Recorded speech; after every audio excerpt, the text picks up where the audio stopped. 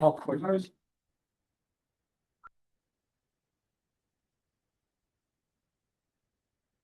afternoon, everybody. This meeting of the Board of Review of Woodland Park is hereby called to order. Madam Director, would you take roll, please? Certainly. Vice Chair Smith, Here. Jeff Cahill, Present. Martine Vogel. Here. And Chair Mac McVicker. Here. We have a quorum. Everybody would please stand and join me in the Pledge of Allegiance. I pledge allegiance to the flag of the United States of America and to the republic for which it stands, one nation, under God, indivisible, with liberty and justice for all. Thank you. You may be seated. Our next agenda item is approval of the meeting minutes from our 14th of July, 2026 meeting. And I want to say right up front, I want it on the record, Mr. Burgess did a masterful job of condensing probably 12 or more pages of verbiage to a little less than 4 here, and it all made sense. And I thank you and applaud you for a job well done, Dave. I'll second that. So now that we're on to that, does anybody have any comments, changes, or corrections to these minutes? I read through them and I found them to be very complete and understandable. And I think it's a good job, just as an aside to your comment. Martin? I agree. I just wanted to, one correction on my name. Uh-oh. Where are we, Martine? Page 3, the second paragraph. Everything else is correct. And then I wasn't sure. Wait, what's wrong, Lisa? Oh, the spelling of my name. Vogel. That's easy to correct, but we Yeah. can get that done. So, and then I wasn't sure, Where is it incorrect? On the third paragraph from the bottom? It's from the VOG. top, second. Yeah, second paragraph. Called from- Vogla at the moment as opposed to Vogel. Yeah, that's all. And then I wasn't sure how, is it Virginia? How her name was spelled. Starts with a K, Her first name her or the first last? name? her last name. I meant her first name, but it was just different, so, but I don't know. Maybe it's exactly what it should be. It is an unusual spelling, Okay. which is tied to, I'm assuming tied to her heritage. That's kind of what I was thinking. Yeah, she's from Romania. Yeah. Okay. So, I thought she was from the building department. Pardon? I thought she was from the building department. She is from Pikes Peak Regional Building Department, but her personal heritage is, Yes, this is no tongue in cheek. Okay. Never mind. Okay, are there any other corrections, typos, changes we need to make note of? Are you okay with it now? fine. Yeah, I've Okay. already reviewed them. Okay, I get That being the case, that I hear a motion to approve the meeting minutes from 14 July 2026. I'll make a motion to approve the meeting minutes from July 14th, 2026 with the appropriate spelling changes. Do I hear a second? I'll second that. We have a motion and a second. all those in favor. Madam Director, would you be so kind as to call the vote, please? Certainly, Jeff Cahill, Aye. Ruth? Martine Vogel, Aye. Chair McVicker, Aye. and Vice Chair Jeff Smith. Yes. Motion carries. Thank you, everybody. The minutes of the longest meeting in the history of the Board of Review of Woodland Park have just been approved. Thank you. Going down the agenda list, we have no consent items, no complaints, no variance or appeals hearings, no unfinished business, no new business, anything for open discussion. This is Jeff Cahill. I had some curiosity relative to the process which the majority of last meeting's time was taken up on, and wanted to know if there's any formal observation on the historical application from last week, city council meeting, relative to the historical implications, whether this is going to extend the classification or the appeal and the lack of construction on that property. There are two If- separate paths. If I may, I'm gonna ask Director Spinky to bring us up to date on what has transpired officially from our meeting now that this is put to bed officially. Okay, I'm happy to do that, sir. There's actually two separate paths involving the same building. So the first one relates to their work with Pikes Peak Regional Building Department. And they did get an extension of time. I don't have in my mind what that date is. I don't have the details on the metrics, but the property owner continues to work with the building department around what it is they need to be doing to take care of that building. While we're on that, if I may add, it was 120 days. Mac, your mic's not on, please. Oh, thank you. It was 120 days from roughly July 22nd to November 22nd. I'm trusting you on it. Yeah. I didn't, I'm not too concerned about that because I know Pikes Peak is managing that for us. Right. So, But just to bring everybody up to speed, that's what Pikes Peak Regional gave the property owner. so the other path relates to the historic landmark designation. And last Thursday, City Council did first reading of the ordinance that potentially would establish that historic landmark designation for that building. And they set the public hearing on that for next Thursday, August 20th. So August 20th is when City Council actually conducts their hearing and takes into consideration what's in the application, the recommendation from the Historical Preservation Committee, any public input and such, in terms of determining whether or not it should be granted local historic landmark designation or not. Whether or not it's designated a landmark has nothing to do with timeline and what they need to do and meet with the building department around taking care of the building. Like I said, they're just completely separate, independent paths. So my concern is that this designation may afford them any extension or immunity. from- Not that I'm aware of. There's the potential that it opens up access to grant funds through the state historical department, but they have pretty high requirements, and they're a lot of times looking for like, what is the use? What is the period of significance? And you're competing with projects across the state for those funds. So how successful they potentially would be in those arenas, I don't know.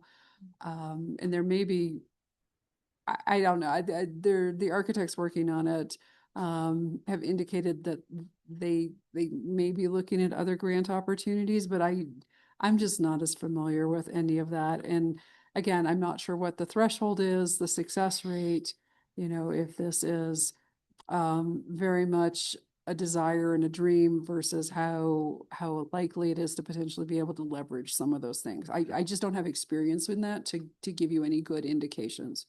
And my naivete is such that I don't know if this is a sleight of hand attempt. And it's beyond my ability to do anything about it, but I was just curious. So, I mean, and that's what I know is I deal with the facts and where are we now in the process. So, Thank you. yep. I had this is Martine, had a question about, there was some clarification that I needed just in terms of what in the end was required to stop the Demolition. stop the potential demolition if certain things weren't met. And there was there's the list of particular 5 items that they needed to address. And I don't know that I ever understood the answer, I guess, is it just the 5 items that they had to address to stop the designation as a Dangerous. Building, or was it all of RBC Chapter 3, and then again, based on the fact that it's a food establishment or a restaurant. My understanding is it has been declared a dangerous building. Yes. And so there are things they need to do to resurrect it from its dangerous condition. And I believe, I'm not the expert, this is really a question for the folks at Pikes Peak, but it was my understanding that they do need to bring it up to meet all of those standards in chapter 3, since it has been declared a dangerous building. Okay. I was left, this is just me spitballing, but I was left with the impression that as a building owner, you are far better off taking care of your buildings and avoiding that designation. Because it's much easier to do small bits of maintenance versus having that declaration and then needing to deal with a robust problem. Right. So it was literally that, what you had here, that RBC chapter 3, that's what they have to. And Dave, to his credit, and you guys have already acknowledged in putting together those minutes, he was very careful around those technical details. And as part of our preparation for bringing this to you, since this was such an involved hearing, we actually had not only the city's attorney, but also the folks at Pike Peak Regional. We gave them the opportunity to please read through this. Let us know if there's anything that we didn't capture accurately. And get that corrected before it went to you guys. So I would say what's in those minutes is pretty darn accurate. Okay. Thank you. So I'm comforted to know I did not misspeak based on your recollection of what's in the minutes. Thank you. Yeah, I just wanted to make sure I understood it right. So thanks. Well, we all understand wasn't a typical variance request.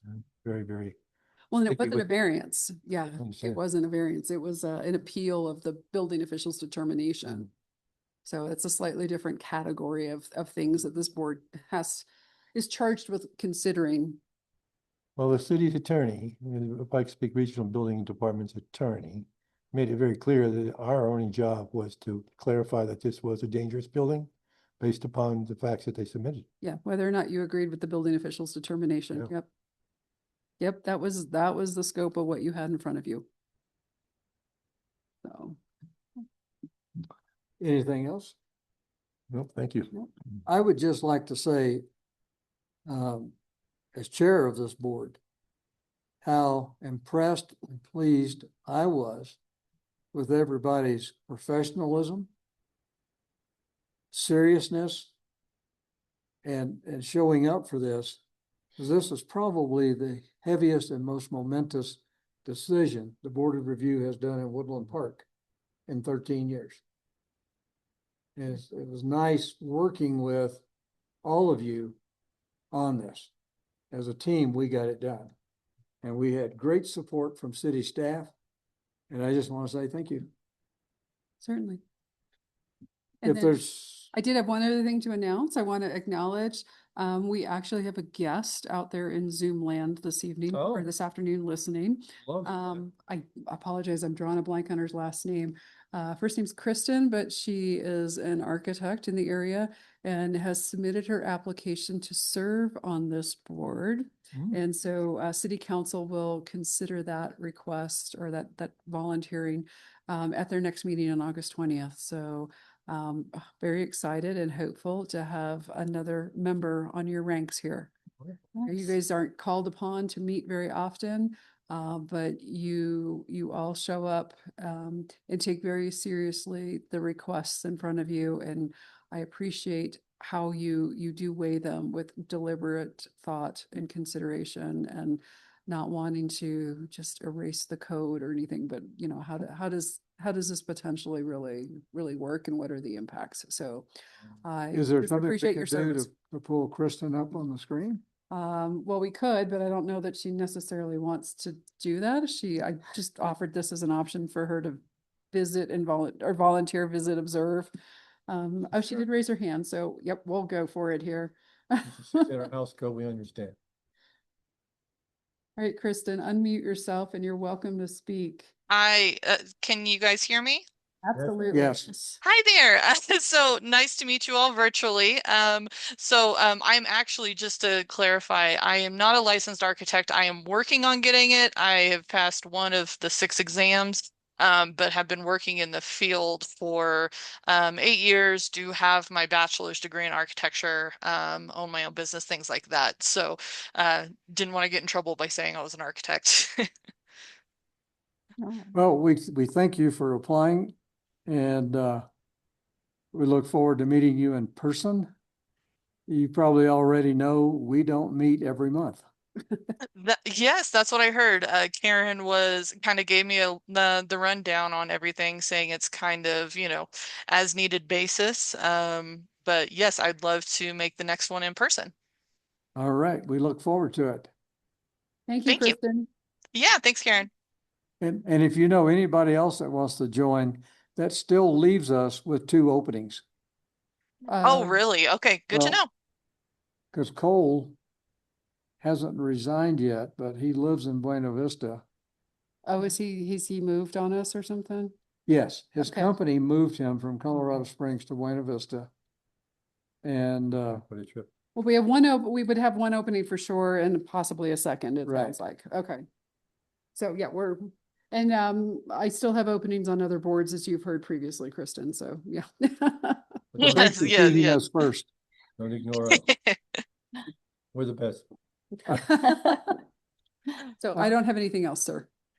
If nobody else has anything, I hereby declare this meeting adjourned. Perfect. Turn your mics off.